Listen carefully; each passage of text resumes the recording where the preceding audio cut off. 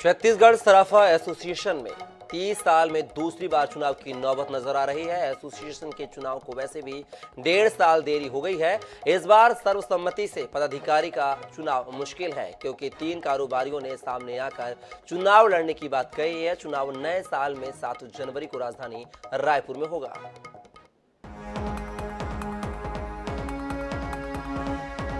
छत्तीसगढ़ में सराफा एसोसिएशन के चुनाव में प्रदेश भर के सराफा संघ के पदाधिकारी हिस्सा लेते हैं। इसमें फीस जमा करने वाले हर संघ के 3 पदाधिकारियों, अध्यक्ष, सचिव और कोषाध्यक्ष को मत देने का अधिकार रहता है। छत्तीसगढ़ सराफा एसोसिएशन के 3 दशक के इतिहास में पहली बार 7 साल पहले बिलासपुर में चुनाव की नौबत आई थी। इस बार फिर चुनाव की नौबत है और बिलासपुर सराफा एसोसिएशन के अध्यक्ष कमल सोनी, रायपुर सराफा एसोसिएशन के पूर्व अध्यक्ष हरक मालू और रायपुर के सराफा कारोबारी उत्तम गोलचा ने चुनाव लड़ने की बात कही है।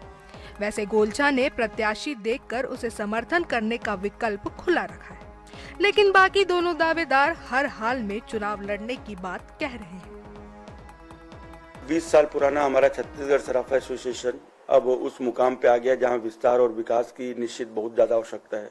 अब तक जो स्थिति थी 2, 4, 5, 10, 15 जिलों तक सीमित था, और अब चूंकि जब जागरूकता और ये जो चीज़ें चल रही हैं और लोगों को आवश्यकता संगठन की महसूस हो रही है, उस तारतम्य में ये कहना सही है कि हर जिले, हर ब्लॉक, हर तहसील तक एसोसिएशन की पहुंच सके और उनकी सेवा और विकास और उनकी आवश्यकता को पूरी कर सके।